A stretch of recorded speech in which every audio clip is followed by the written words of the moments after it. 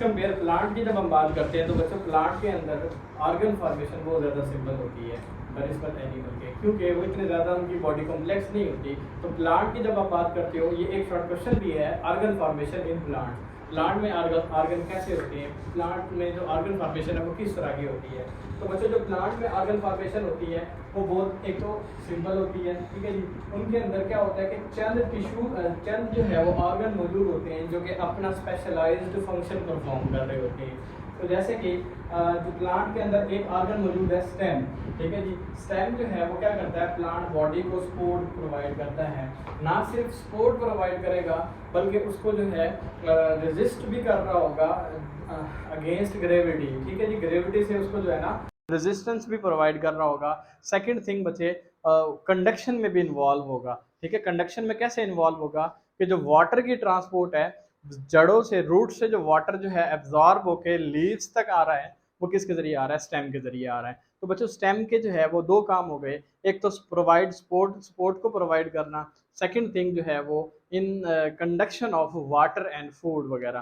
तो ये जो फंक्शन है ये किसका है बच्चे, स्टेम का फंक्शन है। प्लांट के अंदर जो स्टेम है उसका काम है एज ए ऑर्गन, ठीक है जी। नेक्स्ट है बच्चों ऑर्गन लीव्स, ठीक है जी, जिनको आप पत्ते बोलते हो, लीव्स। और लीव्स जो है बच्चे, इनमें क्या होता है, फोटोसिंथेसिस होती है। फोटोसिंथेसिस का अमल जो है एक ऐसा केमिकल प्रोसेस है जिसमें फूड की सिंथेसिस होती है, फूड जो है वो पैदा होती है, ग्लूकोज बनता है, ठीक है जी। प्लांट आपको पता है ऑटोट्रॉफ्स होते हैं। वो ऑटोट्रॉफ वाली जो खसूसियात है वो किस बेस पे है कि उनके लीव्स के अंदर क्लोरोफिल मौजूद है।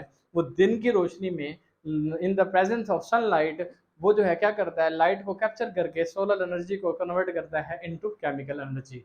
और किस प्रोसेस के अंदर, फोटोसिंथेसिस के अंदर। और फोटोसिंथेसिस का जो है एक एनाबॉलिक प्रोसेस है जिसमें क्या हो रहा है कि ग्लूकोज की प्रोडक्शन हो रही होती है, ठीक है जी। तो नेक्स्ट बचे आर्गन है रूट्स, ठीक है जी।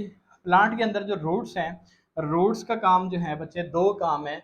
एक तो है प्लांट को एनकरेज प्रोवाइड करना, उसको फिक्स करना ग्राउंड के साथ, ठीक है, उसको जोड़ के रखना, उसको गाड़ के रखना, ये जो है काम किसका है जी, ये रूट्स का है। दूसरे नंबर पे जो रूट का फंक्शन है, absorption of water and minerals, पानी और मिनरल की जो एब्जॉर्प्शन है ये भी रूट्स कर रही होती हैं।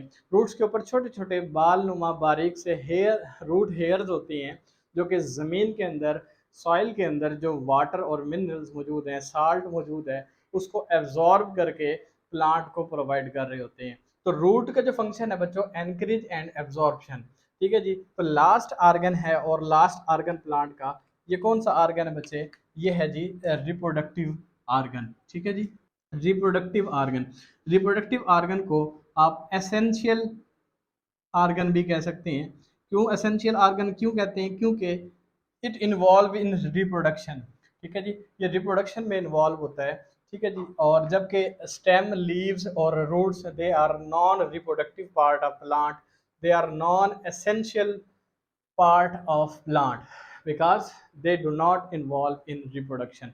जो पार्ट भी रिप्रोडक्शन में इन्वॉल्व होगा उसको हम एसेंशियल आर्गन ऑफ प्लांट कहेंगे, ठीक है जी। बाकी जो stem, leaves, roots, they are non essential because they do not involve in reproduction. Clear हो गया। तो बच्चों ये जो ऑर्गन फॉर्मेशन है ये प्लांट के अंदर है, और ये इस तरह से यानी कि सिंपल जो है वो ऑर्गन मौजूद होते हैं, कोई ख़ास कॉम्प्लेक्सिटी नहीं होती, ठीक है जी। कोई ज़्यादा कोई ख़ास स्पेशल किस्म के जो है ऑर्गन नहीं होते, जैसे कि एज़ कम्पेयर ह्यूमंस की जब हम बात करेंगे इंसान के अंदर, ठीक है जी, बहुत सारे ऑर्गन होते हैं। जैसे कि एक खुराक की नाली है, एसोफेगस है, एसोफेगस मुख्तलिफ टिश्यू से मिलकर बनी हुई है। इसी तरह से स्टमक है, बैग लाइक स्ट्रक्चर है। इसी तरह से स्मॉल इंटेस्टाइन है, लार्ज इंटेस्टाइन है, लिवर है, पेंक्रियाज है, गॉल ब्लैडर है, ठीक है बच्चे। इस तरह से किडनीज हैं, ये बहुत सारे ह्यूमन के अंदर जो है वो ऑर्गन आ जाते हैं। लेकिन एज कंपेयर ह्यूमन, प्लांट के अंदर जो है वो ऑर्गन फॉर्मेशन सिंपल होती है। चंद एक ऑर्गन होते हैं जो कि मैंने यहाँ पे लिख दिए हैं, तो आपकी बुक के मुताबिक यही ऑर्गन है, तो आपने ये याद करने हैं, ठीक है मेरे बच्चे। तो ऑर्गन फॉर्मेशन प्लांट में सिंपल है, एनिमल में कॉम्प्लेक्स है। तो ऑर्गन की डेफिनेशन दोबारा से रिपीट कर दूं कि ऑर्गन क्या होता है कि डिफरेंट टिश्यूज जिनका स्ट्रक्चर क्या हो, मुख्तलिफ हो।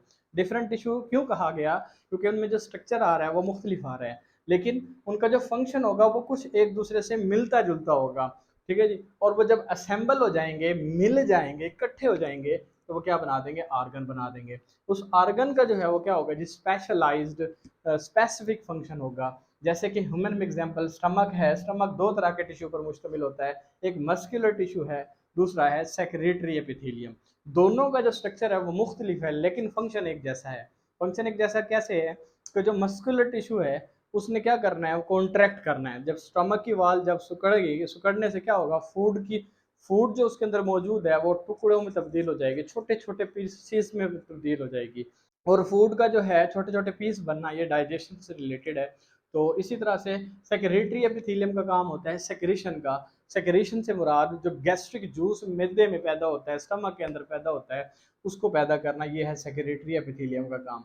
ठीक है जी। गैस्ट्रिक जूस में हाइड्रोक्लोरिक एसिड वगैरह, पेप्सिन वगैरह, ये एंजाइम हैं, ये मौजूद होते हैं जो कि प्रोटीन जो है वो फूड में जो प्रोटीन वाला पार्ट है उसको डाइजेस्ट कर रहे होते हैं। ठीक है जी। तो दोनों जब मिल जाते हैं एक जगह पे तो क्या बन जाता है, स्टमक बन जाता है, जिसका काम होता है फूड की डाइजेशन करना। और फूड की कौन से वाले फूड की डाइजेशन, जिसमें प्रोटीन मौजूद हो। मैंने आपको बताया कि फूड के मुख्तलिफ कंपोनेंट हैं, जैसे कि प्रोटीन है, फैट्स हैं, कार्बोहाइड्रेट्स हैं, लिपिड्स वगैरह हैं। these are the different component of food। तो प्रोटीन वाला हिस्सा जो है डाइजेशन उसकी कहाँ पर होगी, स्टमक के अंदर होगी। ठीक है जी। जबकि प्लांट्स के अंदर इतना ज़्यादा कॉम्प्लेक्सिटी नहीं है, सिंपल ऑर्गन फॉर्मेशन है। आर्गन की बात हो रही थी बच्चों। आर्गन से फिर अगला जो है आर्गन सिस्टम की बात हो जाती है। आर्गन सिस्टम की तरफ आ जाते हैं कि आर्गन सिस्टम जो होता है बच्चों, क्या होता है कि मुख्तलिफ आर्गन्स हैं, एक से ज़्यादा आर्गन हैं जिनका स्ट्रक्चर मुख्तलिफ है, लेकिन जिनका फंक्शन क्या है, एक दूसरे से मिलता जुलता है। और वो सारे क्या हो गए, एक जगह पे असेंबल हो गए हैं, इकट्ठे हो गए हैं, तो क्या बना देते हैं, आर्गन सिस्टम बना देते हैं। जैसे कि बच्चे डाइजेस्टिव सिस्टम है। अब डाइजेस्टिव सिस्टम के अंदर देखें बच्चे, यहाँ पे डायग्राम के अंदर देखें, डाइजेस्टिव सिस्टम है। इस डाइजेस्टिव सिस्टम में मुख्तलिफ आर्गन हैं। ठीक है जी। जैसे कि एसोफेगस है, स्टमक है, small intestine, large intestine, pancreas, liver. ठीक है जी। एसोफेगस है, स्टमक है, small intestine, large intestine, liver and pancreas. मुख्तलिफ आर्गन्स हैं जिनका स्ट्रक्चर भी मुख्तलिफ है, लेकिन जिनका फंक्शन क्या है, एक दूसरे से मिलता जुलता है। तो ऐसे मुख्तलिफ आर्गन का जो असेंबलेज है, जो मजमुआ है, उसको हम नाम देंगे ऑर्गन सिस्टम का।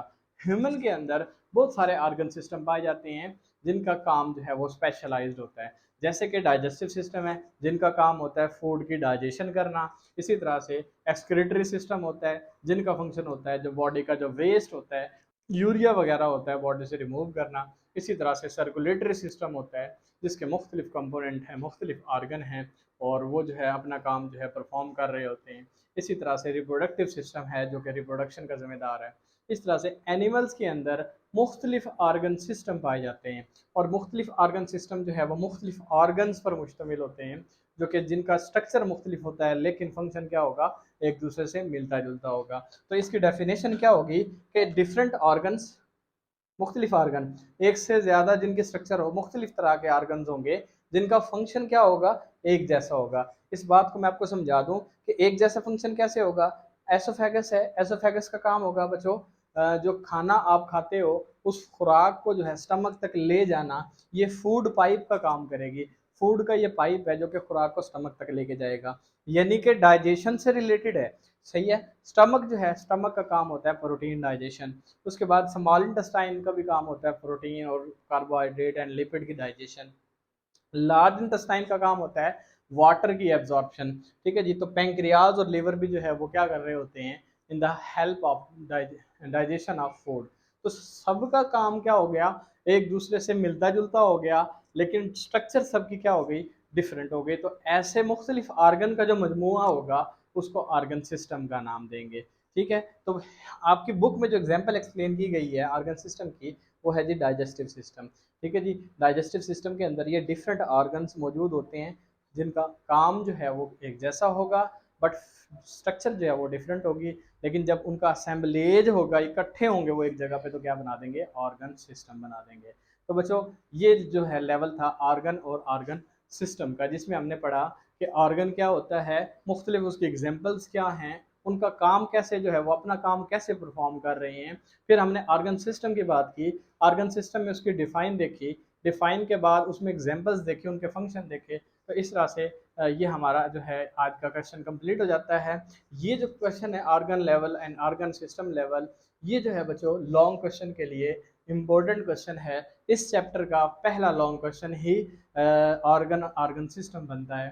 तो इसमें जो है कोई चीज़ आपको समझ ना आई हो तो कमेंट में इसका जो है आपने बताना, इंशाल्लाह उसको आपको रहनुमाई की जाएगी।